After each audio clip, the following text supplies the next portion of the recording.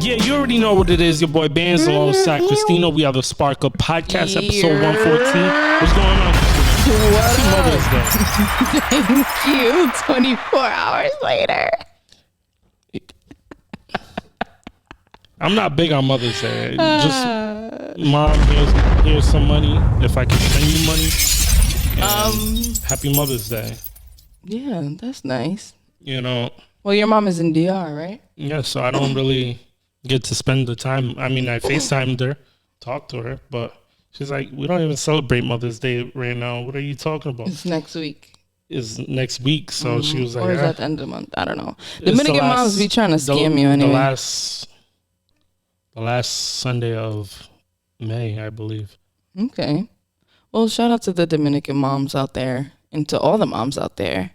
It was a very interesting Mother's Day. Emma gave me a lot of shit yesterday. Oof, I had to get that shit off my chest. She asked me, why isn't there a Kids Day? Ooh. And then in the morning, she told me that she hates Mother's Day and that Mother's Day is boring. I mean, do mothers get boring over time? I don't think I'm a boring mom. I could be a lazy mom sometimes. I'm like, all right, I'm going to leave me alone. I'm tired. But besides that, I'm a fun mom. Okay. I'm a cool mom. You get it right. Okay? Yeah, I'm not the judge of that. Emma said, she don't like Mother's Day, so that's why I'm asking. Okay. Well, shout out to all the moms out there. Happy Mother's Day. They say every day is Mother's Day. Yada, yada, yada. It's a lie. I also want to say it's still... I feel like you got a bone to pick with Mother's Day. Tell us the real problem. I feel like there's like something irking. I just hate that I can't do more for Mother's Day. Like, I wish I could do more for myself. I wish I could do more for my mom. Mm-hmm. That's real. Yeah, I wish that like my mom would have a perfect Mother's Day, like a flawless. She has never had one. So for me, it's like I cringe. Like, oh, I can't get you a Benz, but I could get you. I'll get farts at Victoria's Secret. It gets interesting. Mother's Day is weird for me. I don't know what it feels like, so I wouldn't be able to understand. But do you like flowers? I was just gonna ask. Jinx, you owe me a milkshake from McDonald's. Do I like flowers? I like to smell them, but I don't like flowers. They die. You wouldn't like? No, they die. Receive? No, they die. Okay. All right. I'd prefer, honestly, if I was a mother, I'd prefer an Amazon gift card. That's interesting. Because now I can buy whatever I want. My mom doesn't like Amazon gift cards because she says that she can't try it on, so she doesn't want it. And give it, She won't buy anything. What will she buy? She has everything. Have you seen my house? Yeah.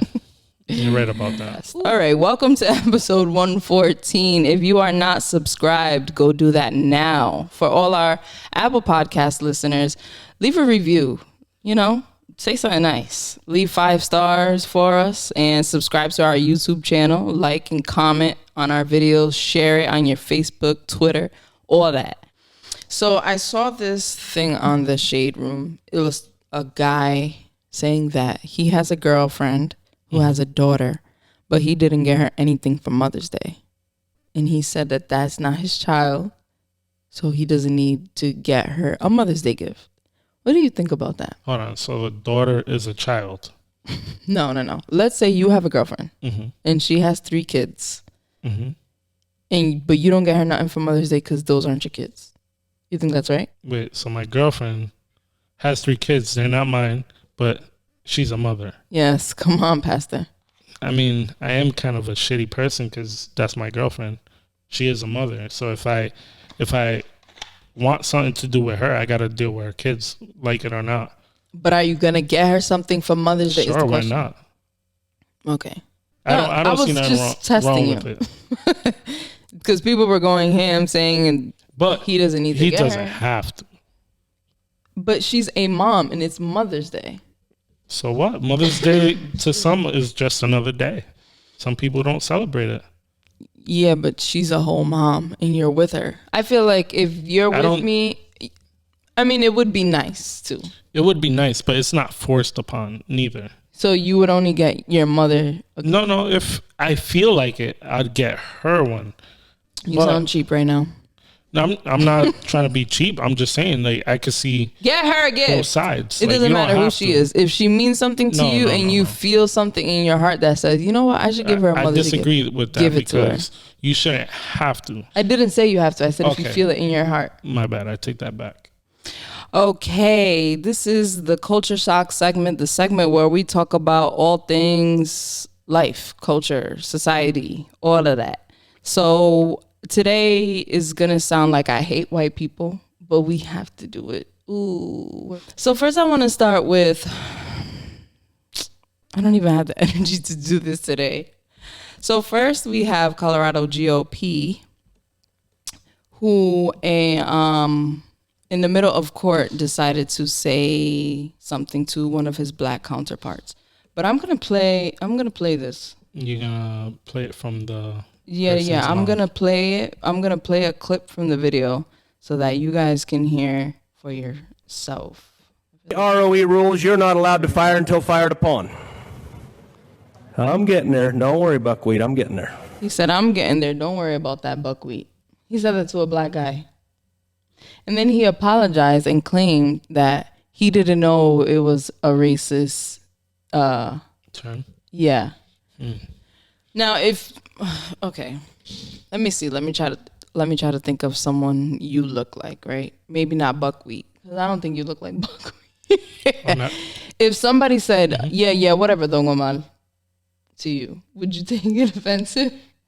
Kind of, because... Or Don Omar, sorry. That's how they would say it. No. You'd be offended, right? Yeah, definitely. Yeah, so this guy claims that he didn't mean it that way, that this is just a word that he uses. People use buckwheat all the time. You don't go around saying buckwheat to people? No. Yeah, I didn't think so. This guy's an idiot and he should be fired. And I'm so sick and tired of people being in politics and being able to get away with things like this. The way you fire him is next time it comes around to voting, yeah, you get in there and vote. That's the only way. You're talking about a state with the majority being white. You think they're going to vote this guy out? You think they care? I mean, there's a lot of people that are allies and they're white and they're fed up with all this stuff too. I hear you, but it's not happening fast enough. That's what I will say. The change is not happening fast enough. The change will come, but we're not going to see it. 400 years. How fast do you want it to come? Oh, it hasn't came for 400 years. You tell me. And I'm not like the biggest politics head. I'm learning now. I recently just started getting into politics. But if there's one thing I know is that people with a shitty mindset, with any kind of racist mindset or any kind of lack of compassion and like professionalism should not be allowed to be a politician. There shouldn't, because a politician's supposed to serve everybody, right? No matter if you're against them or with them. A politician should be a fair person in my eyes. It shouldn't be left or right. It should be somebody who could be unbiased and professional. Like, that's just not professional. Like, I don't go around my job calling people names. Like, even if it was just like, I don't know, what do white people say? Bonehead. Like, even if I call somebody a bonehead, like, I don't know these people personally. Like, you don't know me. Don't talk to me like that. And it just looks racist. But he claims that it wasn't, and he's being reprimanded. But what is a reprimand? It's a slap on the wrist. Exactly. Ain't gonna do nothing. If people vote him out, that's the only way things will start changing. We need Unfortunately, to get serious that's how about the system has been voting. Set up. So you got to use the system against the system. Yes. Let's move forward to more white madness. And we're going to spend some time on this because I have so much to say. So if you are someone with sense, you know that the country has been going through a lot, to say the least, especially in the last year. The pandemic, the president, the whole house really was a mess. I mean, the streets were a mess. You seen January 5th, was it? I mean, no, that's the entree. But the appetizer was the pandemic, people getting sick, people dying. It was like a big platter, like a poo-poo platter, to be specific. And then here comes white people committing a crime. And I haven't heard anything about it. Have you? Okay, so the country's been going through some shit. I'll just wrap it up. This is from CBS. So it said an East Bay school district has apologized after an attempt to support students in the wake of the Derek Chauvin trial backfired when an assistant superintendent sent an email inviting white students to discuss the trial and the death of George Floyd. Did you hear what I just said? A superintendent vouched for white students because they must be so sad that a police officer went to jail for killing somebody. Am I bugging? You're not bugging. That's not crazy to you? It's crazy, but are you surprised? I am not surprised. Yes, I am surprised. But everything we've seen the past year in 2020, I'm not surprised to see this. It's just so crazy to me. Like, those types of people are everywhere. A white they're student in uniform, support group. They're at the hospitals. They're your kids' teachers.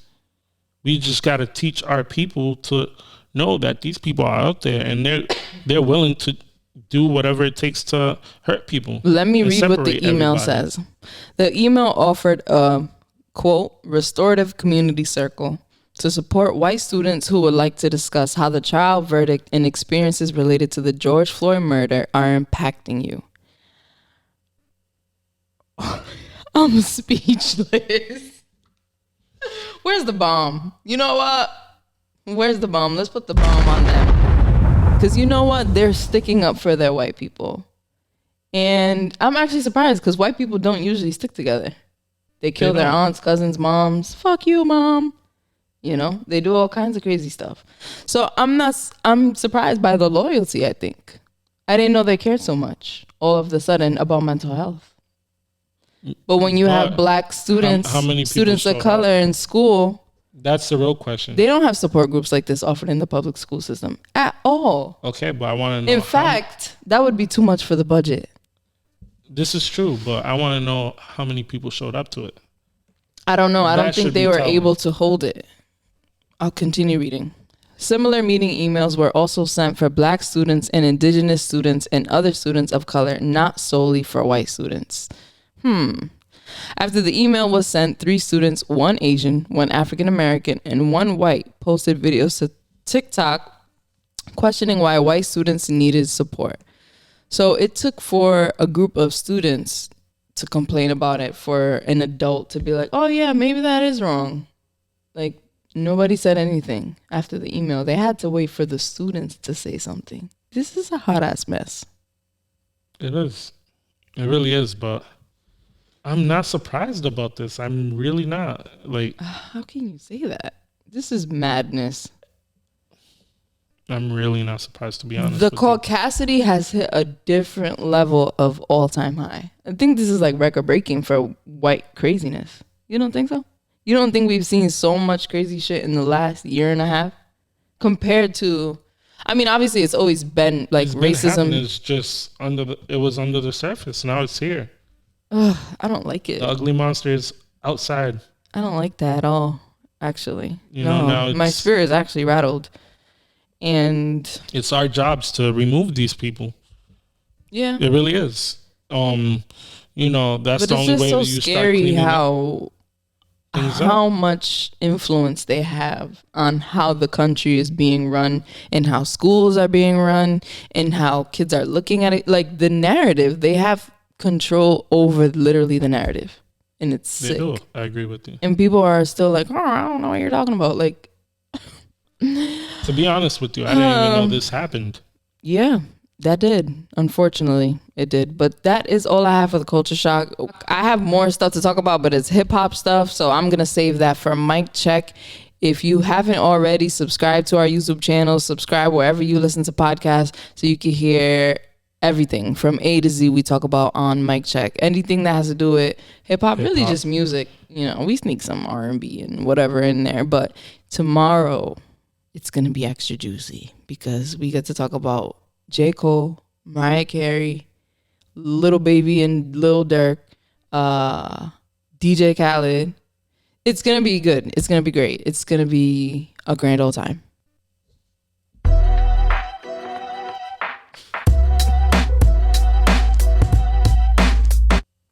On this episode, we had a very special guest with us. Banz, do you want to tell them about the special guest?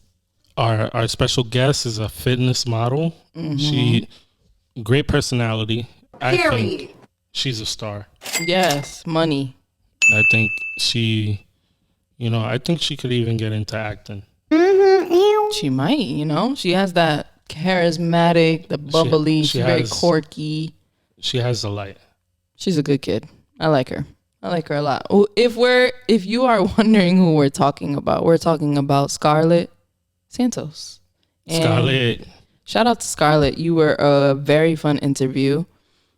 It went beyond getting to know you. So thank you for coming on to the show, and I hope that you enjoy. All right, so here on the Spark Up podcast, we always have the greatest guest here. Not only do we have the beautiful model, social media influencer, you would say, right? No. Cut it out. She's being humble. Also a fitness. What's the correct title? Because I'm going to butcher this. A bikini competitor, Bikini competitor. Yes. And you just started, right? Yes. She just started and she already had her first title last year. It wasn't the title that she was hoping for, but she's going back this year. And she's going to bring it home. And she's going to bring it home. So with us, we have the beautiful Scarlet Santos. Yo, I'm so excited for these buttons. It's not even funny. So first, I want to talk about who you are. Let me disconnect this because it's annoying. I want to talk about who you are, where you're from, all that jazz. So you're from Providence, right? I grew up in Providence, but I moved to Cranston when I was 13. Oh. Would you say that Providence is one of the best cities in the world? Wow. That's like, I don't know. I don't want to say a stretch to say, but it's home. So obviously I'm going to be biased and say yes in the sense of home, and the unity and the culture, the Dominican culture on Broad Street. So yes. Yes. So tell us a little bit about yourself. How, because you're a model, would you say officially a model? Like, you've done some things. You've done clothing lines. She does it naturally. Come on. Right? It's just listen. you. I mean, look at her. She doesn't even need to pose. It's just, boom, walk in the room and you're glowing. It's a fact. I am very humble, and I still have trouble with titles. So I like to model. Do I say I'm a model occasionally? However I'm feeling that day, if I'm confident with myself. But yes, there's a lot of titles, I guess. But people have reached out to you. Like, you work with, I'm going to butcher her brand name, Betty's. Florence, Yeah, yes. you've modeled eyewear, and you're kind of like the face because you've done multiple. Right, and it's been such a blessing to be booked for jewelry companies. And I'm like, what? We're there? And that's a beautiful experience. And the reason why I'm so shy or hesitant to say, oh, yes, I'm a model, is because I want to be signed to an agency, and I don't want to fall under that Instagram model category because they have a bad reputation of I have a fake face or feet or a filter on, and I want to be as authentic to myself as I can be on my social media account. I like that. That's a dope. You have very political and concise answers. Really though? Yeah. So talk to how did you gain the confidence? I'm awkward in front of the camera. Bands will be like, smile, and I'm mad awkward. The viewers know. So how did you get that confidence? Where does that come from? I think it's in my DNA. My mom passed it to me. My mom used to model in Dominican Republic. Wow. Yes, and she's a fashionista. I am nothing compared to this woman, a diva to the fullest. When I was a child, she photographed me a lot, and she would tell me that when I was cranky or crying, she would pull out her camera, the disposable cameras, and take pictures of me, and I would start posing and smile. So I have a lot of pictures of me being in front of the camera. Even in my younger youth, I have recordings. I'm like, Mom, can you record me like it's HTV, And I'm like showing my room in this fabric and this and that. So you was always a star. I've always loved being in front of the camera. I am not going to deny it. I used to get bullied in elementary school because I got labeled as conceited. And I was like, I'm self-confident. I was like, shut up, you white girl. I was like, what? Wow. I was like, this. Yeah, kids can be very mean. Oh my God, brutal. They are very mean. Yeah. And it's funny that you say you like being in front of the camera. Ruben hit me up a long time ago. He sent me your profile. He was like, yo, check this girl out. Like, she has something. Like, she has star quality. And I was like, no, she doesn't. And I went through your page and I was like, oh, wow, he's right. Yeah. And so I started following you after that. And I just, like, the comfortability you have in front of a camera is... like, you can't teach that. You know what I'm saying? Like, it does come natural. I never miss. I know a star when I see one. Okay. No, seriously. when Cardi B was just doing Instagram, I was like, yo, this girl's a star. Yeah. When she made her first mixtape, I was saying, yo, this girl's going to be bigger than what we think she is right now. Mm-hmm. And look at her now. Yeah. It's on wax. Who would have thought? It is on wax. Hmm? Who would have thought? I think a lot of people saw it coming though. Yeah, for sure. I knew. I could tell. I could tell you're a star without even within 5 minutes of just looking through your page, the personality. I could. Yeah. I could even tell. if they don't like. It's just something about the way they carry themselves. It's the energy that they have, the spirit. Like, for example, you go on your page, I did my homework on you, so I went back to your very first post on Instagram. And I noticed, disclaimer, she's not drinking, right? She's training right now. And I noticed around, I would say 2017, like around the time you crossed, when you pledged. Mm-hmm. And for those of you that don't know, that means she's in a sorority. Like something happened. I feel like, would you say around that time, like you just gained, I saw you started putting makeup on, like you changed your hair.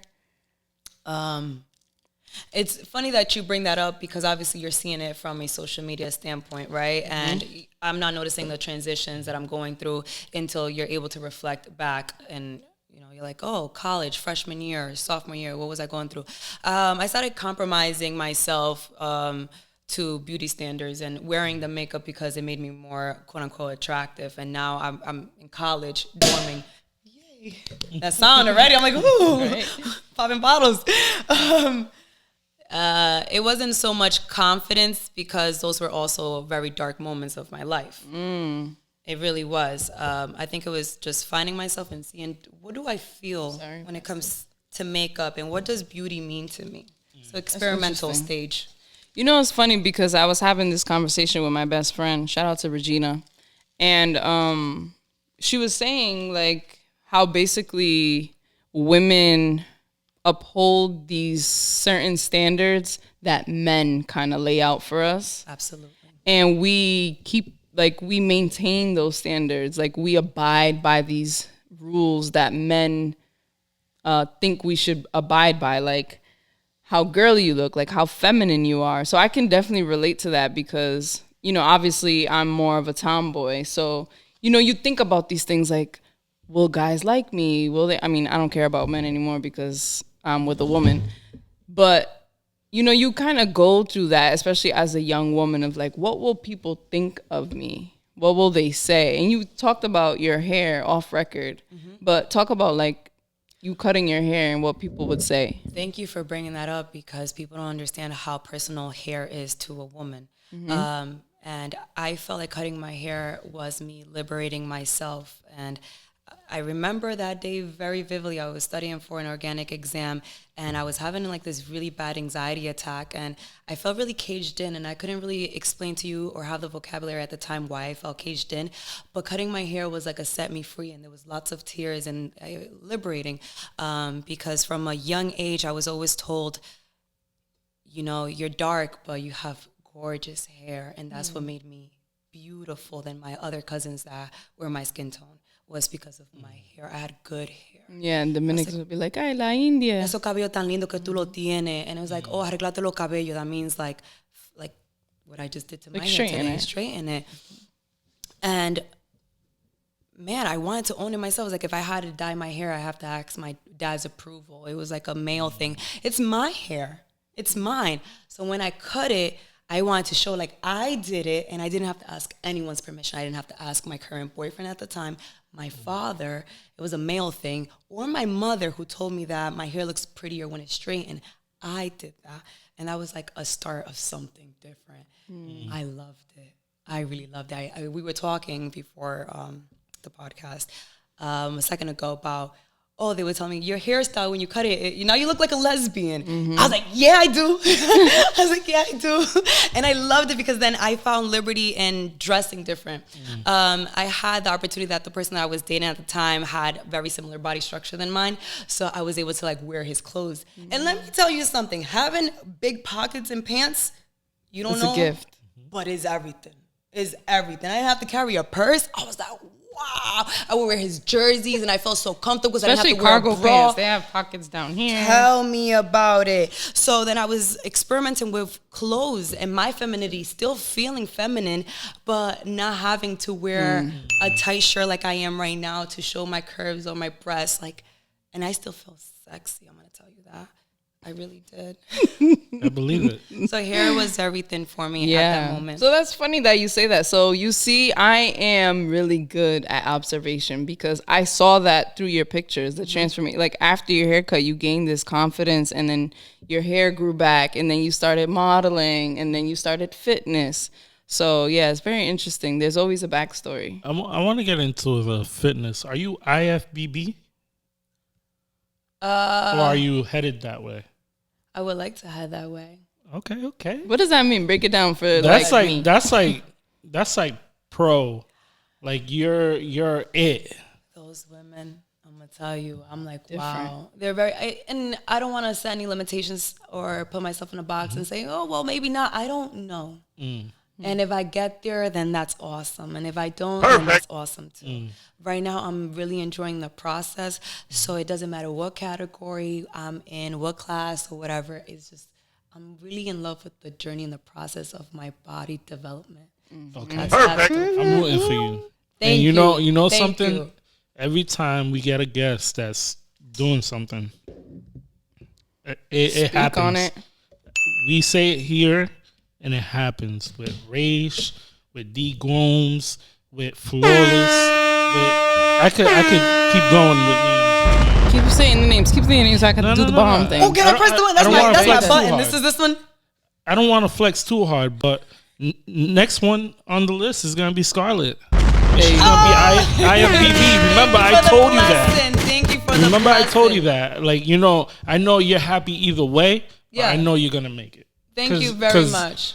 Just observing, like, on your discipline. page, your discipline is heavy.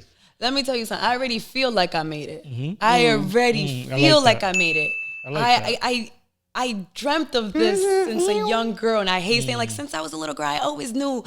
But yeah, I've been a feminine. My core self has always been such a feminine as a child, and I would see pageants, and I then would see like these bodybuilders in the at a beach lifting. I'm like, what is this? Like the SpongeBob episode. You know what I'm talking about? Yes. The lobster. And and that was empowering to me, but I couldn't put my finger on it. I was like, what is it that made me tickle? And when I found a bikini competition, the competitive side, the bikini aspect, I was like, wow, I get to wear this nice, glamorous bikini, right? I'm showing a lot out there. I'm putting it all out there. And I'm able to be muscular. I am able to transform my femininity with my masculinity energy and all of it together. I'm like, this is me. This is what it feels like. This is my pageant. I love it. So I made it because I wanted this since I was a young girl. For it. Yeah. You know when somebody really loves something by the way they voice it out. Yeah. You know, your energy around it. And it doesn't sound like it's an obligation. Like you genuinely want to do this. No, not only that, but it becomes an obligation because True. now in your head you're like, yo, I gotta make it. You know what I mean? And it's like nothing can deter you from that lane you're in to go somewhere else. You're like, no, this is what I want and this is what I'm gonna do, and that's what I'm gonna do because I am the boss and that's what I'm gonna do. But before we get into the fitness and the discipline, I do also want to mention that or did you graduate already? I did graduate during the pandemic, 2020. God bless. Congratulations. I'm so sorry that it had to be that way. I mean, but you graduated in a special. I don't want to say special, but special. You know what I mean? Unforgettable time. Yeah. You know, it's like anybody that graduated in 2020, like nobody else has that experience. True. So it's very unique. It is. You're one in a million, you can say. Right. That's literally. True. But your major is very, I would say, opposite of what you do outside of school or have done outside of school. You're a science major. Right. But specifically Biochemistry. Yep. So how does that happen? How did it happen? I still wonder, how did we get here? I'm looking at you for answers. I'm like, tell me. Man, I would hate to give you the long story, but I'm going to give you the long story.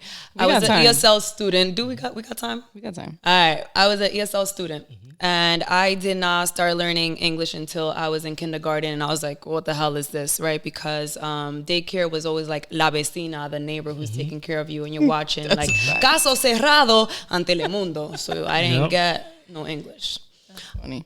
So I struggled a lot when it came to reading and writing.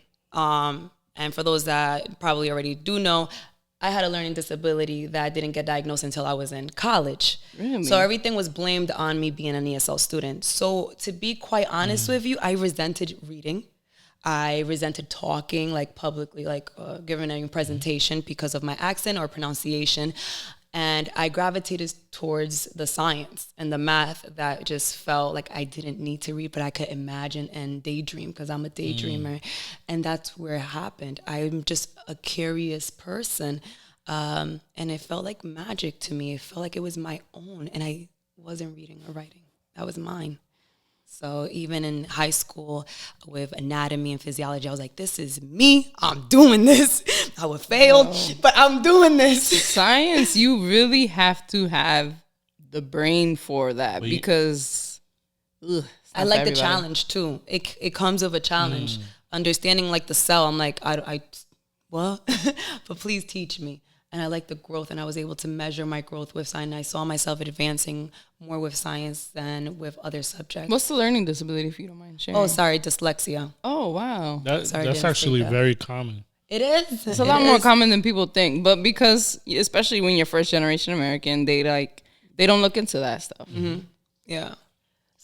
So it was not a question that I was going to major in some form of science in college.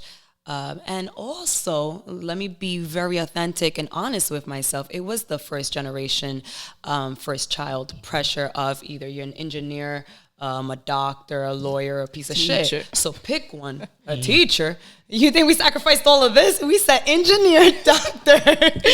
Like, did you not? I think my mom was just happy that I did something. She didn't even know what I did. But I don't even know what I did. You know, they want to brag to like everybody back in TR of like my daughter, she made it, the American dream. So that did have some influence in it. Even if I at the time would have denied it, that I was definitely influenced by that as well. What did your parents want you to be? A doctor. I remember once in high school, I was like, Mom, I think a midwife is the way to go because I love childbirth and I love the woman's a body. Doula, right? Is that what it's called? My mom was like, ay, Dios mío, mija, ¿por qué? Oh, imagine, why are you gonna do this to me? She called me, my grandpa. Papi, tú sabes lo que me dijo Scarlet a mí? You know what she told me? Tú puedes creer eso. I was like, ay, Mom, ay, OBGYN? She's like, I was like, that's hilarious. But you know, that's just, and I don't blame her for it. She just, of course, it's what she knew. Yes. And that's like the highest title of achievement for her. And things have definitely changed since then. My mom and I have grown. She's not the same person she was before. That's dope. Yeah. And so I saw you post something on your Instagram story about like giving up, right? And how hard it is to keep going. So speak to that, especially like during the pandemic. Like you were doing this during the pandemic. How do you maintain that discipline? Doing school during the pandemic? Yeah. Doing school, the fitness, trying to keep your diet. So lucky for me, I was only taking a art class, a painting class, my last semester. So the pandemic hit 2020 in March. Yep. So it didn't affect me the way that it affected other students. I had six at most paintings I had to do. I would paint them and take a picture and submit it. I got an A.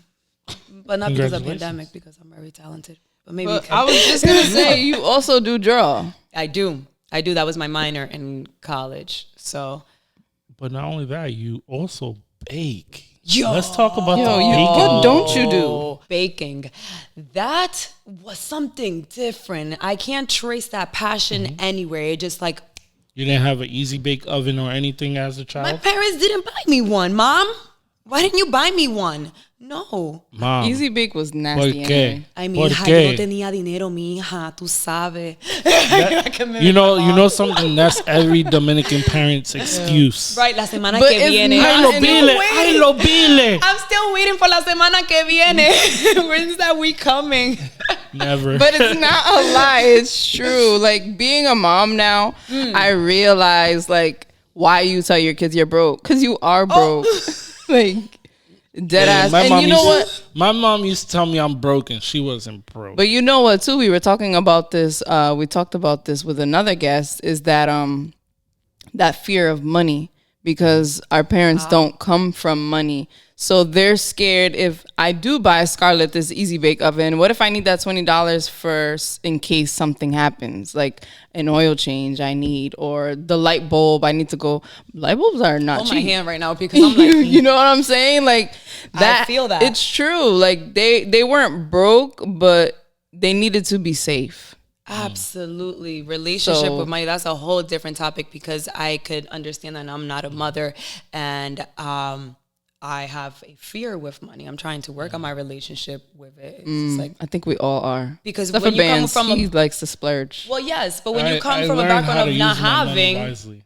you're scared that it's going to be taken away from you. Yeah. When you do have the money, you're like, yo, what's the scam here? Y'all better stop playing. I got a savings account. My savings has a savings account. Like, wait a minute. It gets crazy. But And for those who don't know, when your bank, you put money in your bank, they're using your money to make money. yes. Yeah. So, do your due diligence and find a way to make your money make you money. It's like the just bank. for the listeners. That's like a whole topic you need to teach me. Definitely. But baking, it came out of nowhere. I was 2 weeks out for my competition in October of 2000. October is the best 2020? month in the whole year, by the way. Why? Let me. It's my birthday. Your birthday. I say July. July. July's the best. It just randomly happened. The banana bread from Starbucks. I was afraid that after my competition, that Starbucks wasn't gonna have any more banana bread. I was like, "F this shit." Can I swear? Fuck Yeah. this shit. I was like, nah. So I was like, what am I gonna do? Maybe I could learn how to make the banana bread. So when I'm done with my competition, I could have some banana bread. So I went online and I was trying different banana bread recipes and I was giving it to my family to taste because I couldn't. And the first one I made was like cardboard. It was bad. It was like, oh, it's so dry. I would message some of people that I know that went to culinary school. And let me tell you, some people are stingy with their recipes. Yo, And I get it now. sources. I get it. At the same time, though, it was like, yo, my banana bread is like cardboard. Well, you got to add some fats. Well, bitch, I fucking could have done that shit myself. I'm a biochemist. I knew that. I knew that. Now, like, I was pissed. I needed more guidance, but luckily I did have a sorority sister of mine. Yo, paved the way for me. She like really would talk to me about what's happening. I tried different recipes and I fell in love with the art. It felt a lot like being in a lab. It was no different. The measurements and it helped me be more precise because even as a chemist, and I will be very honest with myself, I don't like to stick to the protocol. I'm like 1 milliliter. How about one-ish? And no, Scarlet says 1 millimeter to stick to the recipe. And I got to practice that in the kitchen when my banana bread wouldn't come out right, and it's because I wasn't sticking to the recipe and the repetition, and I loved in the art of it. And I got to show something for my hard work. It was everything all in one. My chemistry, my love for chemistry, my love for art in general, and just my hands-on experience. And this was something I got to show for. Now, since you're in fitness, did you figure out a way to... Now I'm going to stop you right there before you even ask me that. No. To make it healthier. I hate people. All you YouTubers. Sometimes there is gains in the protein aspect, adding protein to whatever you make, find a way to lower the calorie count. I'm very boring when it comes to my food and dieting. And I'm going to tell you, son, if I'm a cheat, I'm a cheat all the way. So if I want a brownie, I'm not going for that 70 calorie count bullshit. Give me my brownie because that's what I want. If not, then I'm going to stick to my diet. And that's we need a period button. Yo. That's it. And that's how I operate. So no, I have not come up with like a healthy alternative. And maybe I will. But as of right now, that's not me. Okay. I love that answer. Yeah, respectfully.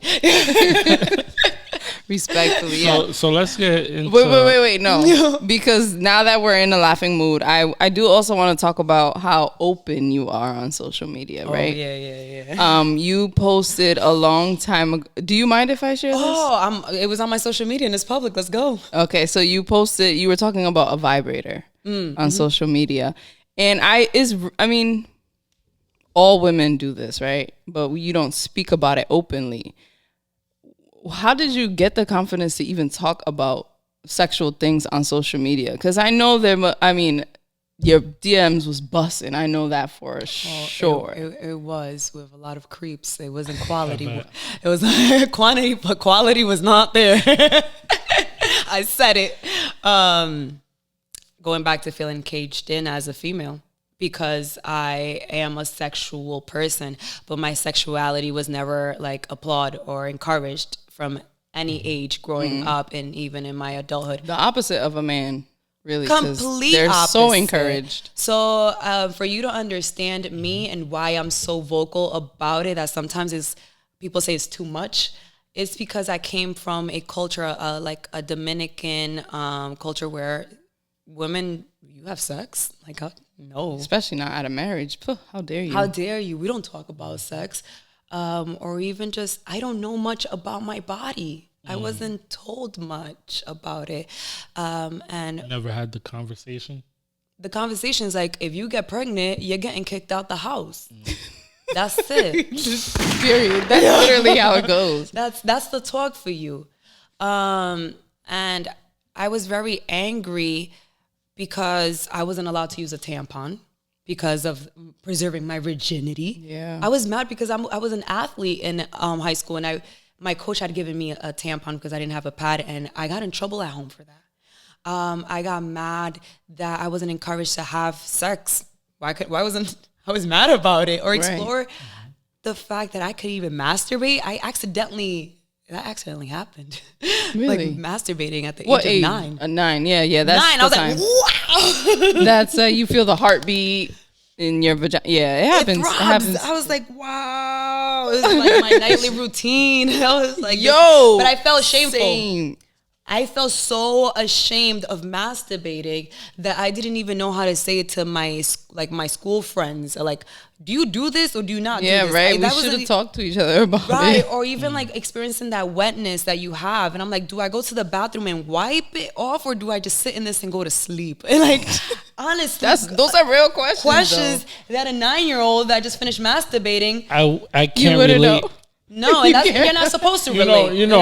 I'm just saying. For me, it's like guys talk about it all the time. Yeah, but for guys, it's a little different. Yeah, there's no. You're given your privacy. How about that? Let's start with that. You guys are given more privacy to experience your body. Like when my brother's in his room for too long, my mom would be like, "Oh, he's learning his body." Well, why couldn't I have learned? I never had that privilege. That's crazy. My mom would. Yo, you know Right what's in the crazy? door. ¿Qué está pasando aquí? Yeah, granted, my family has evolved to be what they are now. I am going to say they have grown a lot. You want to hear something really... I mean, it's kind of gross, kind of not, because he was just doing what was normal for him. But my stepbrother, Ray, he's going to hate me. Why you going to out him like that? I don't care. Ray. He's a grown man, kid. Yo, married. Ray, don't let her do this to you. This little boy used to jerk off, and we had bunk beds. So he was jerking off in the top bunk. And I used to feel... Yo, I used to be so tight. Like, yo, what the... How can you concentrate? Right. How can you concentrate? But it is interesting that, like, women don't talk about sex with each other. Not only about sex, but about masturbating. They don't talk about how to please yourself and how to do this. And especially, like, I've heard the common conversation now is, like, so many women have had sex and they never experienced an orgasm. We're faking it half the time, which is true. I can attest to that. I've faked it for a lot of times. So, like, what? And it's like, bro, why do until last night? Now, let me ask a question. As a man, respectfully, ain't that not knowing your body enough to go out there and, find your pleasures? No, it's not. Wait, what was your question? Ain't that like you not knowing your body? Like having an orgasm? It's really just you trying to please the man. Like a lot of women will have sex for the man to come, but they don't worry about themselves. It's like, but what about shouldn't be like that. However, let's go back. Equal transfer. But men don't do that. Goes back to why sex is not encouraged for females. We are not sexual beings. We're not advertised that at all. Okay. Although we are, and we have those sensations, we're never able to speak about it or explore it, and we don't know what's going on with our bodies. So we're not encouraged. However, as a male and within the Latin culture that I can only speak for right now, or ever, your dad is like applauding you, like, ¿cuánta novia tú tienes? How many girlfriends do you got? Like when I was your age, you know what I mean? So you are encouraged to have as many sex partners as you want. For sure. We are not. At all. Understandable. And if we have more than one partner, it's like, your value. My dad told me, and I'm not going to filter this. My dad told me, like, if you have sex, just know that and you don't stay with that person, the next partner you have to let him do whatever he wants with you because your value as a woman decreased. Oh, wow. And that's the old-fashioned Dominican. And that was on a ride home. That's rough. So I'm like, but I think you had to do I think his intention is to make you scared to not do these things so that you can preserve your body, your virginity, your body. However, and now that I'm comfortable with vibrators and all this, and I didn't get my first vibrator until I was like, oh, I love this story. I was in college after I was a member of my sorority, and my sorority sister's husband was who gave me my first vibrator because he worked at a sex store. He goes, yo, I want a vibrator. You want this? I was like, yeah, I do. And I went home. I was like, wow. That was my first time ever experiencing a vibrator. And I tell my mom now, if I was given a vibrator a long time ago and explored my body and not in a shameful way, I would have lost my virginity last year. I swear to God. Yeah, because I had no need. And I'm saying this right now. But the curiosity would have been less. Yes. I say this very lightly, but that's so true. My needs would have been already met because my needs have never been met until just recently. Right. So how about that? I'm 27. That makes what does that say? Sense. And I've been sexually active since 14, 16. And I think the conversation should be how do we have sex responsibly? Yes. Not how to not have sex, because we're going to have sex. And then women shame each other too. Oh, we do. Like, wow, you're sucking dick. How many? Like, you know what I'm saying? Like, it's like whispered. It's crazy because, as men, we don't have that dynamic where we're, you got some guys that do. That's what people would, I think, call pillow talking, if that makes sense. When a guy is like trying to find out like things and stuff like that, but I don't want to say in the wrong way because Go ahead. I don't want to get jumped on. By Aaron. But like, how did you find your pleasures? Was it like what? I don't know how to ask this question. Just say it with your chest. For a guy, you find out easily what you like and what you don't like. How about for women? Because it's never really said. Like women don't really. Like it's not a conversation. Exactly. It's not even like, a conversation. It's not advertised to us because even you finding what you may like, you are promoted sex. Even when you watch porn or the sex magazines, they're advertised for the male's pleasure. Not only, I'm sorry. Go ahead. No, go ahead. I was gonna say not only that, but a guy never asked me what I like. They just assume that I'm gonna get my shit off, and if you come, you come. If you don't, you don't. And That's guys always have the open conversation of I like head. Like guys are so obsessed with that. Even though shout out to Jimmy from Take As Needed who said he doesn't care for head. Why? Good for you. What do you mean good for you? I don't know, but I'm saying because like it's the opposite of what we hear. But when you ask a guy for head or when you they're like, I don't do that. You have to be special. Talk to me about that. But so I can suck your dick. But you can't. But you see, it's like, when we're open about it as well, and this is not to counter what you're saying, but I was talking to a girl. I'm not gonna say no names. fine, and she started walking into the sex conversation, and off rip, I told her, if you ain't sucking, we ain't fucking. And it wasn't like. That's not fair, though. And if you ain't licking it, you ain't sticking it. Right. Okay, I'm down with that. But, how is that not fair if I'm telling you my preferences? Your boundaries. I mean, you could tell me yours. Open up. Tell me. We're talking. That's But different. I get now I understand that women have this, But why should a arching woman cloud have to that, suck your dick to have sex with you? I don't understand that. Because that's my preference. Now, if you say, if you don't suck my tits, not real talk. Which sounds we're grown so here. crazy. Like, if you don't suck my tits, I ain't giving you the. We're not grown. I'm very box. immature. You know what I mean? I was like, I don't know. I was like, but you see, like, I'm cool with that. Like, tell me what you don't like and what you like. The issue here is not us setting boundaries. It's not you saying, I don't want to eat you out. Those are your boundaries. Like, if you tell me, Scarlett, I don't want to go down on you, those are your boundaries. And if I say, like, yo, straight up.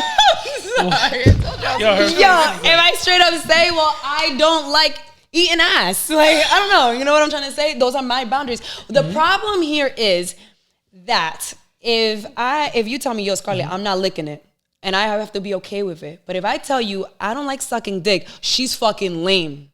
She's fucking lame. Well, I'm not gonna out you That's like true. that. That's Men not my do. style. some men do that. Well, I do understand. Some men, do. the majority, from my personal experience in my life, do. There's this whole thing about what's good pussy. Oh, my pussy's good. What makes it good pussy? Oh, that he could hit in any position, do whatever he wants with it. That is tight. That is this. So he could brag to his boys that I got good kitty. That's fucked up. Before you even been in this, I could tell you this is A1. Period. You know what I mean? Talk that talk. My pussy's confident. Look, I'm all for the confidence and all that. I think men and women have to talk more. Yes. Before getting in the bed, because communication is key. I always say this. Communication is key. If you can't tell me what you don't like, why are we in this in the first place? Like, why are we here? We shouldn't be here because I don't understand what you like and you don't understand what I like. So the communication is not there. It's like, for example, a train needs the signaling to change the rails. If it doesn't change the rail, it's going to go into another train. Right. Meaning if you can't communicate to me what will derail. What you like, it's going to be whack. I have an issue with people. We all know communication is key, but sometimes we don't know how to effectively communicate, and that's fine because we don't have those tools because it wasn't taught to us by our parents or guardian or whoever was bringing us up. So we don't really know how to properly communicate. Sure. I'm still learning. We're all learning. We're all learning. So even and when it comes changes as you get older. Oh yeah, every time. And your style of communicating. Yeah, for sure. So it's not that, yo, we met each other and there's like a sexual attention and I'm gonna tell you like, yo, I like my left nipple sucked better than my right. You're gonna giggle. You know what I mean? You'll be mad. And she's like, and then we get to it and there's a trial and error until we kind of like understand. True. Yeah, and maybe I true. thought this is what I liked, but I don't like it, but I have to feel comfortable. So that comfortability, but it doesn't happen overnight. And sometimes maybe it does because the chemistry is just there. But we have to be very patient with ourselves, kind of ourselves, respect ourselves, and respect our partner as well. All right? That's Like, dead ass. I'm just saying this I from want the to heart. revert it back to you because you're right. But I want to turn things back to you because we could talk about sex all day, Oh, right? yes, you're right. But this is about you. How do you deal with, right? Because you're obviously a very attractive woman. Mm-hmm. How do you deal with people who are sliding your DMs, trying to get to know you, and you're not necessarily, I feel like. Hitting you with the, hey, babes. Hey, babes. What's up, the babes? I don't know if people do that. But Yeah, people do. how do you like, I don't want to say, okay, so I think what I'm trying to say is it's easy for a beautiful woman to just be with whoever because they have so many options. Mm-hmm. How do you decipher? Like, how do you keep that under control? Because I think that you could pull anybody. Listen, both of you guys are very nice to me, and I'm gonna reflect on this, and I'm gonna pour all that into my confidence. Like, wow. Some men are intimidated to talk to me. Why? Wow. So my DMs, there are seasons where it's Not flooded. seasons. There's seasons. Like the pandemic What is is the a little busiest rough. season? And before the pandemic, where everybody was with their wives, their actual girlfriends. But the ones that have the audacity are the like unqualified ones. Oh, those are the ones with the audacity. The ones that you really want, you're like, this one or she right there. Those are not the ones really in my DMs. So your DMs, it depends on the season. Depends on the season. Right? Men who are not qualified are usually the one with the most confidence. If you don't mind us asking, Yeah. what are the DMs like? Right now they're very dry. But when I was Is it because they know it was because of it wasn't because of me announcing that I have a boyfriend, to be quite honest, because some men don't care. I think it has been the videos that I have posted on social media of like, this ain't for you. And then I'm now categorized as too much. I'm too much. And now they're just like, we're not dealing with Scarlet. Yeah. Oh, good. My response has been public. So instead of me like when they send me nasty ass DMs, very like nasty as in not mean, but nasty, very sexual. Really? Instead of me saying something to them, I Like, publicly what are they saying? Like, let me. oh my God. So I'm into fitness. So it is very common for me to, like, in the morning, I'm very happy I have a flat stomach and I'm in my underwears and I feel comfortable in my underwears with my, and I'm like, yes. And some men would be like, yo, I'll fuck that. But it wasn't an invitation. I didn't, that video wasn't for me to invite you. I could understand why that video could be sexualized or why it could be provoking in the sense of like, I like what I see, Scarlet, right? But you don't have to share that with me. True. Yeah. There's different ways to go about it instead of I'll hit that and I'll hit that one more time if I can too.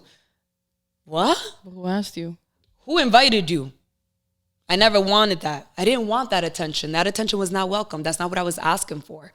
You're taking something I'm very passionate about, which is my work, which is my body that I'm working, constructing, and you made it very sexual, which it was not sexual. I was like, listen. And that's crazy because men are in the underwear all the time. You know what's crazy, and this is, I know I'm gonna get it from the guys, but if it was your girlfriend, you wouldn't like another dude sliding her a DM like that, or it was your sister. So Be aware. I don't. approach That's it. not my style of sliding into. How do you approach a man like that? No, like how figure out different ways to Yes. approach You gotta me finesse. because Be like me, a Scorpio. I have a different dynamic because half of all my cousins are females. Literally, there's only like 7 men in the So I have family. a different type of respect for women, so I don't slide. I'm not the guy sliding like, damn, yo, I'll smash. Banz that doesn't too. even use the B word. I don't like to. Just because, you know, I have respect for, you know, how could I be from a family with a lot of women and then be using bitches? Like, what I look like?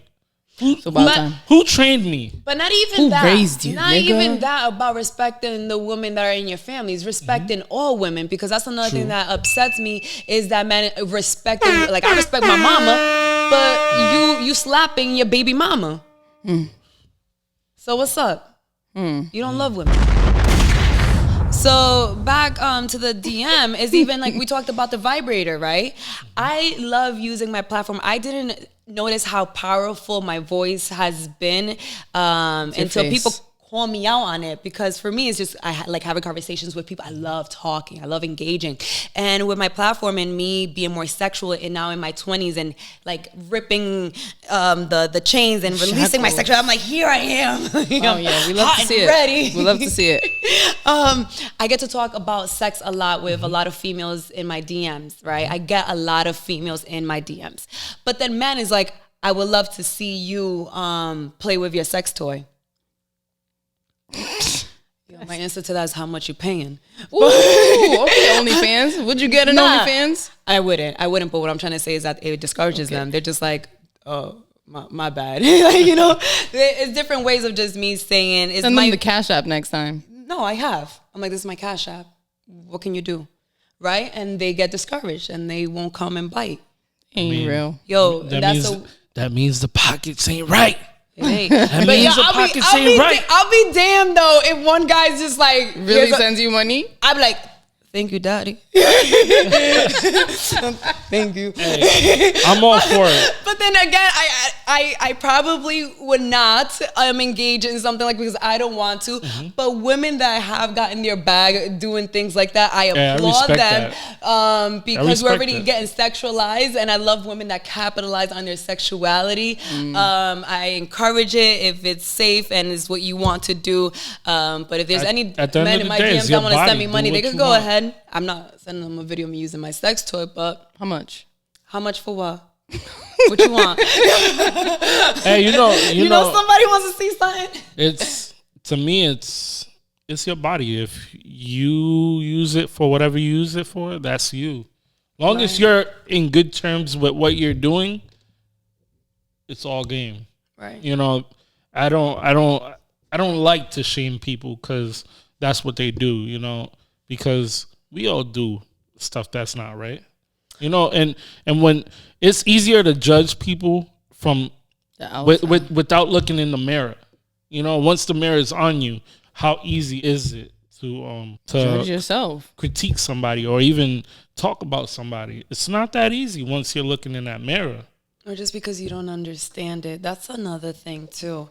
And bringing it full circle about my sexuality and me posting things on my story on Instagram, and where did I get that confident to do it? Damn, I lost my train of thought here. What did you just say? I was looking in the mirror. About how, you know, if whatever you do with yourself, long as you're it's understanding my story. And just because you don't understand someone, you're not in a position to judge them. So for the people that have judged me because I'm very sexual, and they're like, oh, but kids see your Instagram, and maybe you should make it PG-13, and Scarlet, this is too much.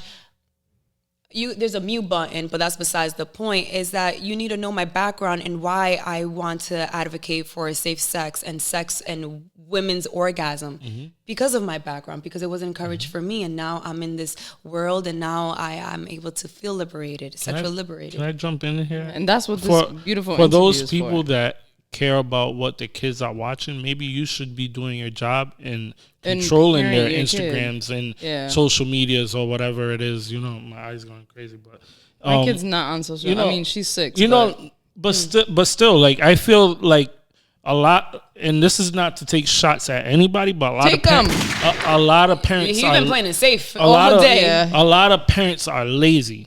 Because if you really care, you know, and this ties into when people are talking about WAP and all this other stuff, like that's your job. That's your job. That's nobody else's job to watch what your kids is watching. Period. You know what I mean? If you're not doing the due diligence to follow up on your kid, you're the one that's lacking.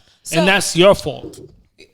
It's safe to say that we like music, right? Yeah, Love it. absolutely. Right. Love it. And you have a daughter. Yes, I do. I've been told by some men that there's some type of music that they don't allow their daughters to listen to because it's like too sexual. We could think about Lil' Kim, we could think about Megan, we could think about Cardi, which is like a current, right? Anybody, really. And WAP is just not a song that they will allow their daughters to listen to. But then to my argument, and I can understand that they're not at that sexual mature age, and that we could talk about sex and we don't have to talk about wet ass pussy, right? But we could talk about that. Yes, we definitely could talk about that wet vulva and pussy, whatever you want to name it. Oh, wow. But I understand the sexual maturity. However, those are the same fathers that are allowing their sons to listen to some nasty ass rap about killing and shooting. And I just fucked this bitch in my Gucci flip flops. Not only that. So what's up? Even like Old Town Road. It was about lean. And all these kids. The second verse he mentioned lean, yeah. Oh yeah. All these kids are listening to that.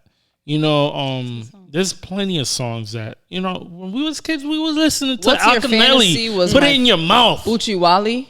Uchi Wally. Oh, put it in your mouth. Thing. You Go had around your Kia, dick my with neck, my tongue. back. I was Wow. when my neck, my back, my neck, my back came out. I was in like middle school.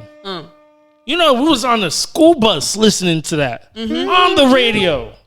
But just because we did it before in the past doesn't mean We that should continue. So Yeah, I yeah. hate when people make, not that I hate, I shouldn't use that word, thing dislike is that argument. It's hypocritical when we critique this generation, but don't look at our own.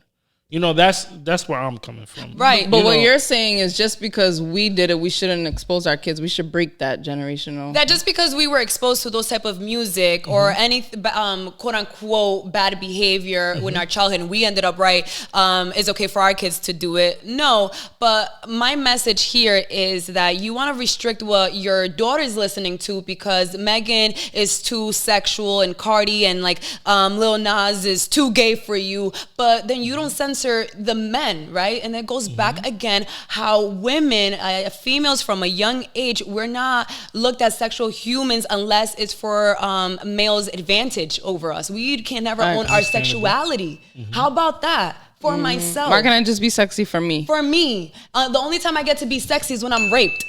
Ooh. How about that? As a young girl. Do you see what I'm trying to say here? No, I completely understand. So censor the music your little boys listen to too. Yeah, you gotta teach the boys the same thing you teach the girls. Hold them to the same standards. What I'm trying to say. Yeah, for because sure. there's some nasty music that our boys and girls listen to too.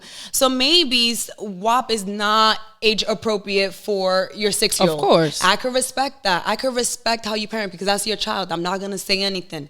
That's cool. But just because you listen to Lil Nas is not going to make your son turn gay. He was gay because he wanted to be gay. Right. You can't That's my argument. You can't catch gay. It's not contagious. It's funny. I swear My to God. mom, I heard through the grapevine that my mom thinks that my girlfriend turned me into a lesbian.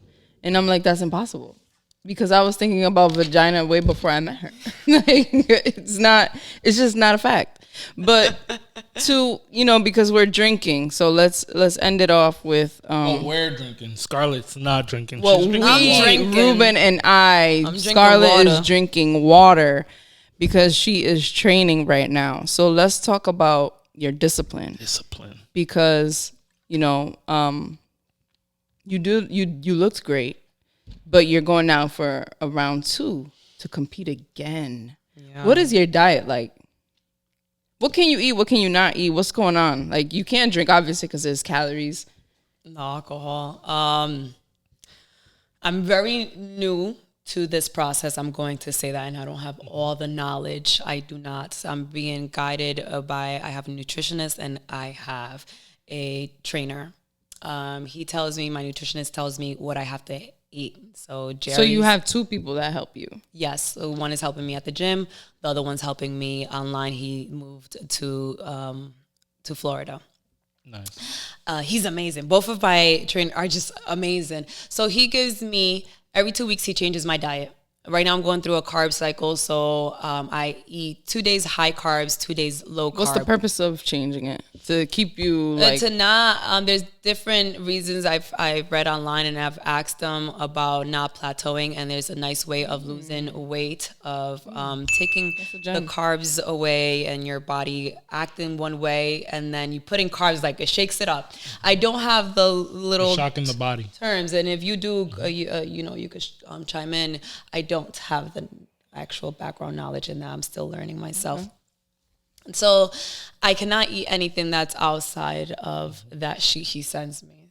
So oatmeal. Not that shit he sends me. What's the toughest part about being in that box where you could only eat those certain things? Right. So, right. I feel like I'm obligated to say like there is some challenge. Of course, there are some challenges for me in the beginning of the process. The first 2 weeks, maybe the third and fourth, is just like, what the hell? I'm restricting myself. I get very angry. I went from eating whatever I wanted to now I have to be more disciplined with myself and parenting myself. And I'm like, I don't like it. But once the initial start, like the initial part, after that I'm straight, I'm good. It's like when you're running a race, right? A marathon. I've never ran a marathon, but I've ran like most 6 miles, right? The first mile is like, I don't want to do this. I don't, right? I like this order, right? But once you get over that and you're just in the rhythm, you're like boom, boom, boom, boom. It's tunnel vision from there. It's tunnel vision. The other struggle when it comes to my eating is when I have those treat myself, right? And it could be like, he let me have a slice of cake for my birthday. It's like cocaine on your tongue, right? Because we are addicted to sugar. So the second I have that, like that piece of cake, I want to have more. And it's like a monster had awakening. And like that discipline itself, I can't do it anymore. I'm going to be straight up honest. I was like, yo, nah, give me another slice of cake. I hope he doesn't see this podcast. I had another slice of cake. I did. And I had a full glass of wine, maybe 2, maybe 3, but I couldn't stop. I didn't want to stop. I wanted all the carbs, give it to me. And that's really the hardest part is if I'm going to do something, I have to be like, that tunnel vision, that horse, that I can't look sideways. I have to just be straight. Because the second I look to my right or my left, I don't want to say it's game over for me, but I fall off the track. And it takes me a while to go back. What's the mental, like, because that has to be like, you have to have like willpower, right? Because I don't know if I talked about this on the podcast yet, but I used to smoke weed. Like I used to get high all the time to like, keep up with anxiety, but it was making me worse, really. And one day I just shut it off. Like, I'm not going to smoke anymore. And it's that willpower. I haven't even had the desire to do it. So what goes on in your head? What do you tell yourself? Or where does that mentality come from? I don't want to feel disappointed in myself. I don't want that nasty feeling. And I know it. It scares me. I've been down. I've touched like rock bottom. I know how it feels. And if I could prevent it, I will. It's that anger. I have like talks with myself. I reflect with myself. Like, we're going to sit here and let's talk. What the hell is happening? I don't want it. I want to be happy and I want to feel accomplished. I want to feel proud of myself. But I also have my weak moments. And I allow myself to have weak moments because I am human. So there are weeks where... That's the wrong part. I meant to do the thing. Signs, whatever. So there are days, weeks where I don't want to go to the gym anymore. And it's not that I want to eat unhealthy because I enjoy my diet. I really do. But I'm just like, I don't want to follow my eating schedule. I have to eat every 2 or 3 hours. Like, he sets my time for me. Yeah, and that's what pisses me off. That takes a lot of discipline. That's what pisses me off. Sometimes I don't want to have the 1.5 gallons of water. I just don't even want to have. And you be going to the bathroom a lot. My bladder, man. I just want to have this all day and that is it. But I know I'm doing myself a disservice if I do that. So it's reminding myself when I don't want to say give up because that's not a thing. It's more of like those weak moments that I have to be like, but remember that feeling? Remember how nasty you felt after you didn't go to the gym and you skipped? You were disappointed in yourself. And not saying that that's healthy to make you feel that way, but is that I know what working out makes me feel. It makes me feel good. I love that. What part of it makes you feel good? Like, is it like in the workout? Like, I know mentally you're happy you completed your workout, but physically, is it the pump? Is it just knowing that your body's sore? Like for me, if I didn't feel sore at the end of the night, I didn't feel accomplished. You know, like I had to, earn my sleep. That was my way of training. Like I gotta earn. I mean, I still do it because I indulge in smoking weed, but there's for me is if I didn't earn it, I don't deserve it. I have to get something done. That's how I do it for me. Yeah. How's it for you? There's different feelings. For me, at one point, it was the soreness because that's how I measured my success, and by success of like my accomplishment. Sorry, and I liked the pain. Right at one point, that pain feeling excited me. I'm like, oh, but that didn't last long. Okay. For me, now is the emotions that are attached to it. I've discovered a different side of me in this competition going around. I cry when I'm running. I get emotional when I'm lifting. I'm like, my arms, my upper body is what I consider like my weakest part of my body. And when I'm training it and it's sore and I'm pushing more than I ever thought I could ever push, the accomplishment, that feeling of I didn't even finish that set yet, but I'm further than I've ever been. And I did that. I owe that to myself. I feel that. I hug myself. I feel that. Man, like that. I know the feeling. I know that feeling. Awesome. That is awesome that I did it because. Oh, you made Banz emotional. Yeah. No, seriously. Because I train, so I know the feeling. I know what you're talking about. Like, there's something within working out where your body just, like, for me, your body's kind of working against crashing iron coming down like 400. I was lifting 400 pounds. Like, this weight you see on me is not because I just like to eat. I just stopped doing what I was doing. And obviously with all the muscle behind it, you expand further. So for me, it was really just the fact that the weight was crashing down. It was almost survival of the fittest type of thing where, if I let that iron fall on me, 400 pounds ain't light. You could die. You could die. That falls on you, you could die. And just the adrenaline you get from that just like gives you. I'm telling you? It was I would listen to DMX actually, and I'm slipping, I'm falling, I can't get up. Yeah, I was doing my squats. I was like, yeah, it's like an extra motivation, but not every day is like that, and you have some days that you're just like, I can't even lift this 10-pound dumbbell F this right now. Some days like last week, I had a 2-pound on 2 sides, and I was like, I can't even do these. It was like, drop the weights. I was like, yep, we're just gonna do the movement.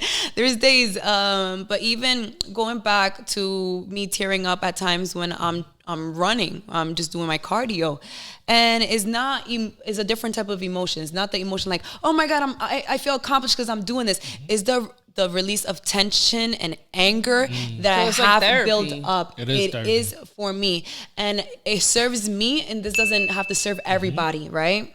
It's my self-care because I like to release energy in a physical way. I'm an active person. I have a lot of energy, so at times, I guess you could say because I'm an Aries, I have to let that energy go somehow, and running it and doing my cardio does it. And I was going through last couple of weeks with like my health, my womanly health, and my job situation of like, am I losing my job? Am I not? And then I'm training for a competition. What does my future look like? Everything was just so uneasy. I am running and I am crying. And I was like, why are these tears coming? I was like, Scarlet, because you're just angry. And I'm angry. I'm like, but that felt good. After I got off the elliptical, I was like, no, I'm still a hard bitch though. Period. That was needed, and I acknowledged my emotions, and I love that fitness brings that to me. I feel that. To make this even longer, there is an emotion attached to why I started lifting or doing these competition. So it's an emotional process for me. I'm very sensitive about it. Very. How do you stay disciplined in a Dominican home? Because, you can't tell your Dominican family, yo, my cousin has a fiance. He told everybody he was a vegan, Ivan, at the time. Ivan was a vegan. And they turned him out. He ate pork and he got sick because he hadn't put meat in his body for so long, because especially pork we should not be eating pork. But, pernil, like how can you turn down pernil? So what is that like when you're walking in the house and your mom has like rice and beans? How about for Easter, the habichuela con dulce? Oh. It's not even that. It's just like our traditions and some of our traditional foods. So you're just like, you expect me to give this up? Like, I'm going to taste it. I'm going to have that spoonful. I am. I'm not going to deny it. But my family, I feel very grateful to have a supporting family. Sometimes they don't even understand what I like to do or what I do. Not specifically about the competition, but my life choices are like deeply. Scarlet. Yeah. Like, cool, that's you. So I wish we had it like that. Right. My brothers, You're I have very, two. very, very fortunate. Very fortunate. Thank you, and I'm aware of that. He'll smack food out of my mouth. I'm just like, damn, but I really want that buttery popcorn. Just one popcorn, please. No, Scarlet. Sometimes it's so rude that I'm like, yo, they're mean, and I cry. I go to my room, I cry. And mommy loves buying bread. I love bread. Yo, that's a Dominican thing. I love bread. Oh, I was like, why are they doing this? And then desserts. I love desserts. That's my weakness, is sweets. I'm like, damn. Right. And is that why you haven't baked? Spaghetti is my weakness. Anything noodles. Yeah. Noodles is my weakness. I haven't baked because I'm going through just right now the repetition of every day of waking up, working out, going to work, repeat. And when I do have that hour or 2 hours, I'm resting for myself because it's very needed right now at this point of the process, mentally too. I miss baking a lot but I don't. What if you just time, pretend? But I'm prioritizing like, it. Just yeah, for sure. Anything, put shit in no. And not that I have to taste it because I really don't. I got into baking when I was competing originally, so that's cool. No, I'm not saying like actually bake. I'm saying like make pretend you're baking. If I have your family will look at you like no. But with my family, they don't push me and be like, oh, Scarlet, like what? You have to eat more. They're just like, they see the result and they're like, wow, and they applaud me with my discipline. They're like, wow, que hija tengo yo. My mom always says that. She goes, you push me to be better. God bless. And in addition to that, in this process right now, I am currently living part-time. I say part-time with my boyfriend because I'm at his house the majority of the time. And I am so grateful for the person I am dating right now because he does all the meal prepping for me, and there's no temptations in the house. And maybe there could be like that popcorn, or like he likes his hot chocolate. But he holds me accountable, and not in a mean way like my brothers that will smack the food out of my hand and make me feel like shit. But he makes me reflect on myself. He's like, how would you feel after you eat that? Like, do you really think you can eat that? And then I have to answer it. I'm like, no. And then just hearing myself say that, I'm like, damn it. Damn it. Yeah, that's the difference between a boyfriend and a partner. Because he can see the determination and discipline you have within yourself, and him maintaining that. Wow. And him wanting you to complete your goal. Yeah. Because he's rooting for me. There's people that would deter that. Yeah. And stop you from doing or achieving your dreams. You know? Or just tell you like, oh, one slice of pizza is not going to hurt. Yeah. Is he a fitness person too? No. He eats he doesn't eat whatever he wants to eat. But throughout our relationship and me being into fitness, I have influenced him in the way. And it's awesome now. We have this thing that we wake up in the morning and we go for a run before I go to the gym and do my additional cardio. Perfect. Having him running with me together has helped. Not that it has helped our relationship, but it's a couple kind of bonding. It's very... It's a connection. I don't want to say it's like trauma bonding or anything, but we're No, going it's through not a trauma struggle. bonding. It's not. What is... It's a specific just a connection. bonding that It's- we have. you're I'm not connecting- alone. It's I'm not connecting alone. beyond sexual. Yes, and I'm struggling, and he's struggling. I ain't gonna lie, we both struggling to do this run. So and it's just nice to look over, and he's out of breath, just like me. I'm like, damn, Support. and I love it. You don't find that much, to be honest with you. Like, I mean, nowadays it's hard to find, somebody that's rooting for you all the way. Yeah, And not being selfish about it. Because And looking past your beauty and all that jazz. Like, he's really cares about Scarlet the person. what makes me happy? Yeah. Yeah, Also, yeah. shout outs to him. Not Shout outs to only, him. yo, but Yeah, shout out we to were you, talking but about break up with her. who? No, I'm just kidding. But even when it comes, we were mentioning Bel-Air. food, but even getting me up to go to the gym when I don't want to, and I would talk about my vulnerable moments. They're there. It's not every day like, I'm gonna lift and I'm gonna run and everything's perfect and I'm gonna eat my food when It's I'm waves. supposed to. And no, there's highs and lows, but having someone, not that it's necessary because I could do this by myself. You trust and believe I have done this by myself. Period. I've proven that for myself. However, I benefit and I love having someone next to me. I do need him and I want him there because when he wakes me up, he's like, it's time for the gym because you still need to get your hour cardio in and all this. I'm like, oh, but can you like rub my back a little bit more? We got to get up, sweetheart. Making you breakfast. Hurry up. I'm like, And he makes you breakfast? dude, That's it. did you guys That's not it. see the video Yo, of me trying to You make trying to eggs? go to K Jewelers after this? Yo, You putting the ring on his finger. I tried. listen, I'm holding you accountable to keep this man. I am. because, You ain't got to tell me twice. I better not see. If it's healthy for you, If it, You yes. of course. and just by hearing the good things, Mm-hmm. you don't hear that much. Yeah, So 'cause when I you love to stumble say on a niggas and gem, shit. you gotta hold it because it's a needle in a haystack. Sometimes that's how it feels. But yeah, I'm very fortunate again. I can make my own Congratulations. breakfast. Thank you. I'm glad proud you guys- for you. Yeah. Thank you. And thank shout you outs very to much. him. I'm happy a real. little bit. Thank you. A little bit. But that's like my support system, my family, and I include them in my family circle. So just saying my family is it. My father and our bike rides, like that's motivational. So I have my friends coming to my competition, like that's motivating. Wow. And I can never say that I don't have support or love in my life or that someone ever doubted my ability to do anything. I could pick up a hobby tomorrow and say I want to, I don't know, be a gymnast, and I swear to God, my whole family and my core friends would be like right there That's cheering dope. me on, and I have that love, and I'm very fortunate for it. No, I seen in your stories. I feel like you're getting ready to transition into YouTube. Are you doing YouTube yet? Yes. I am getting pressured to do YouTube. Oh, But no that's- pressure.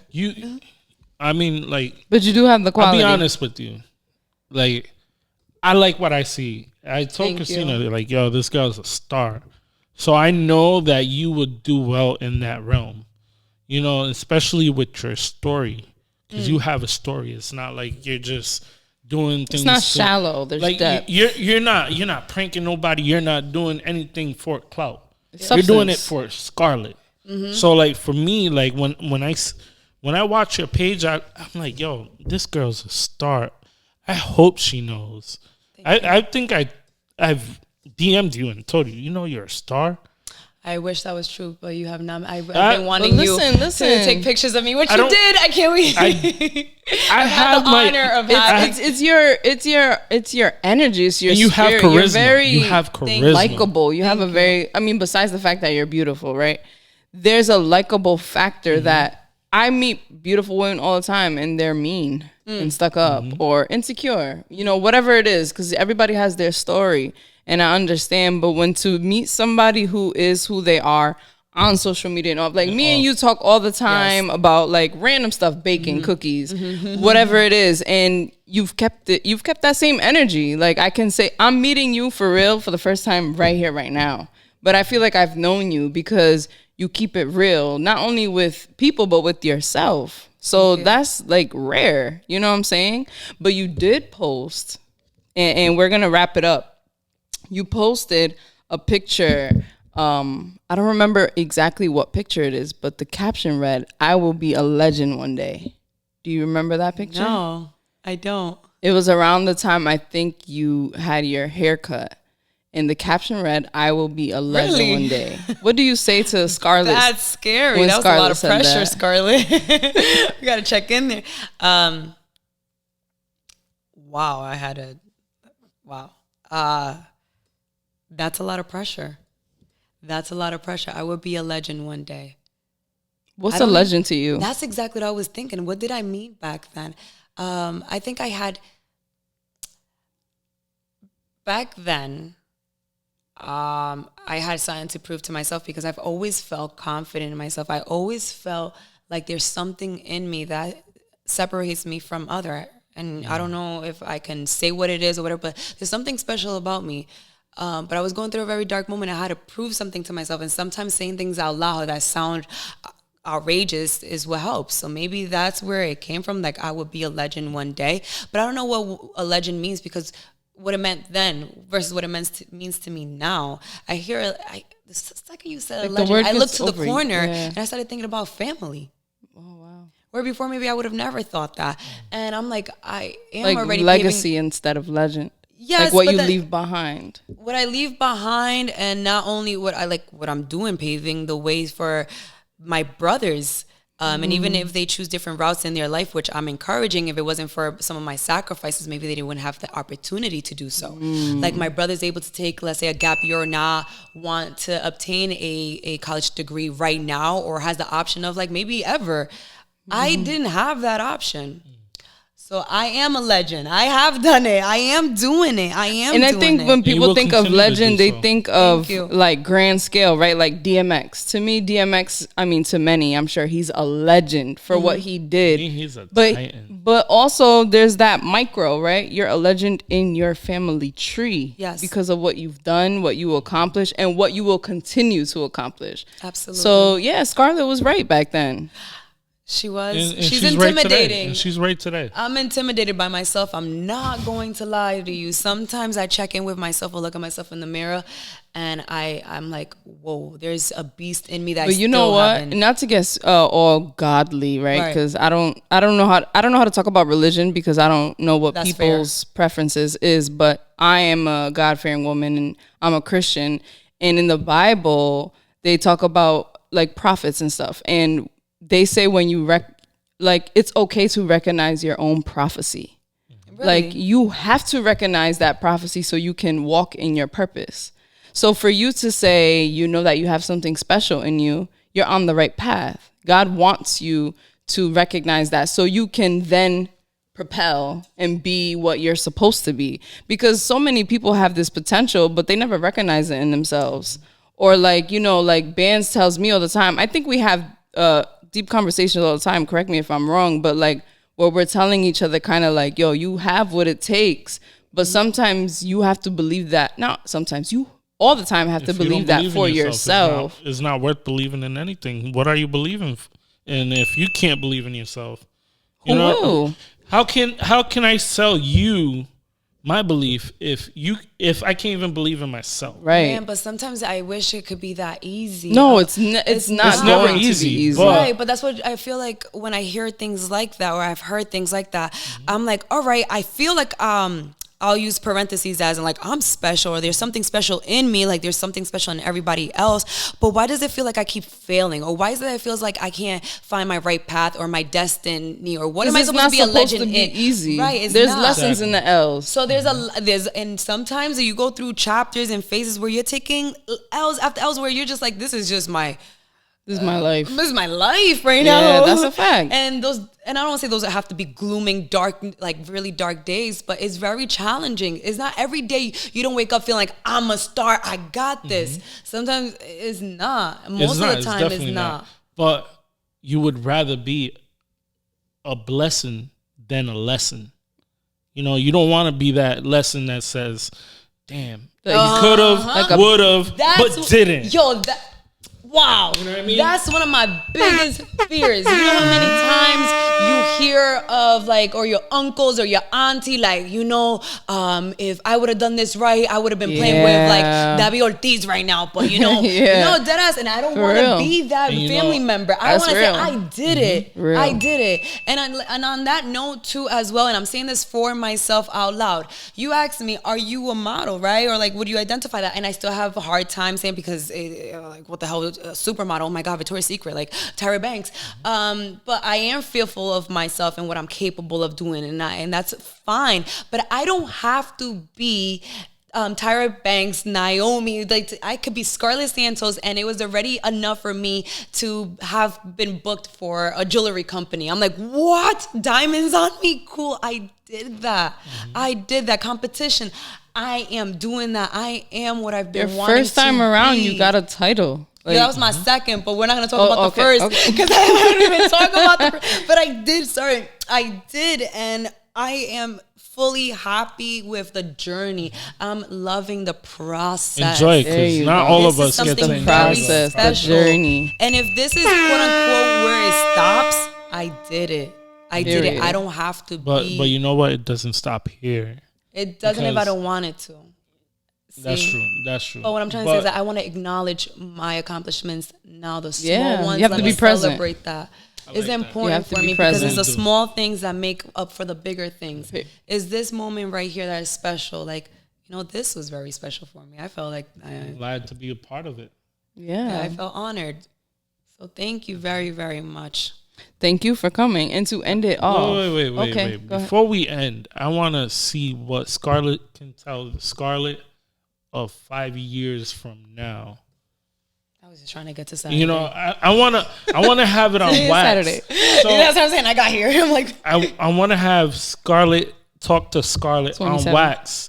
That way, she could always look back. You'll be in your early 30s. So, what do you want to tell that person? Right? Is that what you're asking? Mm-hmm. What would you tell Scarlet today in the future? I'm going to tell you this right now. This is something I'm going to be thinking about all week. Like, what would I say? And I'll write myself something. I'll journal it. But for right now, remember, Scarlett's going to be looking back. I just hope that I don't limit myself and that I'm able to be my true self. Because that sounds very cliche and easy to say, but what I mean is that I'm not letting my like generational curses or because I'm a female I'm supposed to do this, or because I need to start a family now I can't travel elsewhere, or just take the risk because I know I love the thrill. I like to chase a thrill. I like roller coasters. So jump off the cliff and do it because I'm confident in myself that I'll learn how to swim. Ooh. Come on. We gotta hit all the places now. Like, I feel that because I may sound crazy, but that's exactly what I'm always saying. He jumps off every cliff he finds. I love it's scary. Push me that. You know, not scared. You know, for me, it's adrenaline rush to be able to just jump off a cliff, and you don't know what's on the bottom of the cliff, but you're there floating. You find out. You figure it out. You know, if I crash, I crash. I always look at it that way, but I tried it. I am trying to get over the fear of fear. I'm fearful because when you tell me jump off the cliff, literally a cliff, not a metaphoric like cliff, I'm like, what if there's a rock down there and I hit myself with a rock and I'm dead? Is that fear in life? What if I do morbid. DM this person, or I do submit this to an agency and I'm laughing like joke? But you know, fear will always render. It's normal.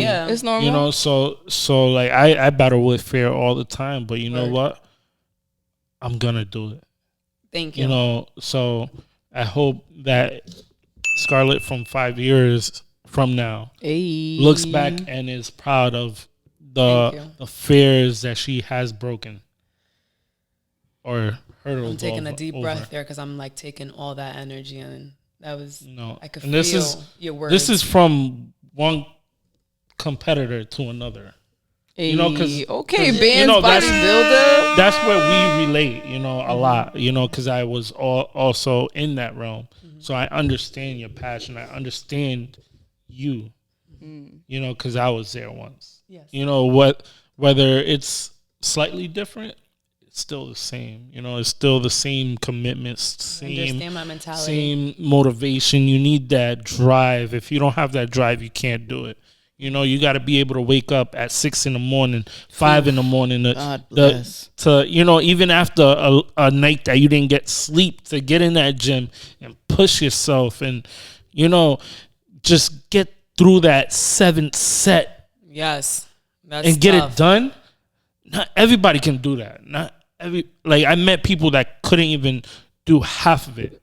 So for you to be doing that today, I can imagine in 5 years. So Scarlet, you know, from me to you, you're gonna make it. You got You're it. such a sweetie pie. Thank you very much. That's like real, because I know the struggle that it takes to compete. Yes, and if that decides to be something I want to take further or not, what you said to me is very powerful, and I'm going to remember this moment. Yeah, because you could take that mentality and apply it to anything in life. Yeah, you can. And I do. You know. Noah. He built these walls in this studio. I know you told me about that. Like, you know, I didn't have a lick of knowledge in building anything, and I built, you know, what Cristina likes to call Noah's Ark. You know, so, you know, with that said, we're going to wrap it up here. Yes. Give us your social medias. Where can the people follow you? Instagram. So it's as Scarlet X3. So there's 2 S's for my full name. I know that could be a little confusing. SSCARLE X3. Okay. All right. Beautiful. So, yeah, that was our interview with Scarlet Santos. Yes. Ooh, with the accent. See you all here. Papi shampoo. Hey. Oh, wait, you don't Hey. have hair. Never mind. I'm so sorry. It's Mental Health Awareness Month. You should not be hair shaming people. Sure. Anyways. Banz, do you want to take us into your favorite part of the show? All right, so it's my favorite part of the episode. It's Pass Me the Aux, where we pass each other the aux and tell our followers and viewers what songs we've been listening to. So, Cristina. Yeah, for this week, I'm picking Everything is Everything by Lauryn Hill, because I heard it today and I'm like, wow, this song is so well written. So giving some air horns to Lauryn Hill, who is the very first female rapper, if not female artist, to ever go diamond. Even though she doesn't get anything from that, really, because they stole her music. But it's fine. Who do you got? So my song is Back to the Basics, Joe Bruce, featuring, produced by A-Rap Music. Okay. It's a tough tune. He's talking his shit. Right. I fuck with it. Shit. Joe Bruce he's out here. He's climbing. I like he's that climbing. kid. I like what he's doing over there. And he's moving. His whole team's moving. Give him some air. Shout outs. Shout outs to the home team. And all right, that was episode 114. You already know what to do. Hit that subscription button. Go subscribe everywhere you stream a podcast. If you're listening to us on Apple Podcasts, I know you're listening because I can see the analytics. Okay, so leave a review and rate us 5 stars, preferably. But be honest. Leave whatever rating you think we deserve. If you think we deserve a 2. Then even a 1 star. If we deserve a 1 star, give us. Let's not get crazy. But if you do feel like leaving 2 stars, tell us why it's 2 stars. What do we need to improve on? We're still new, we're in year 4 or 5 almost. Year 4. But we took a year off. So, if we're rusty, let us know. Or if you really like something that we don't talk about anymore, let us know as well. Talk to us. We want to know what you're thinking, what you're feeling. so we could take this pod to the next level. So yeah, you already know what it is. Your boy Banz alongside Cristina. We are the Sparkle Podcast.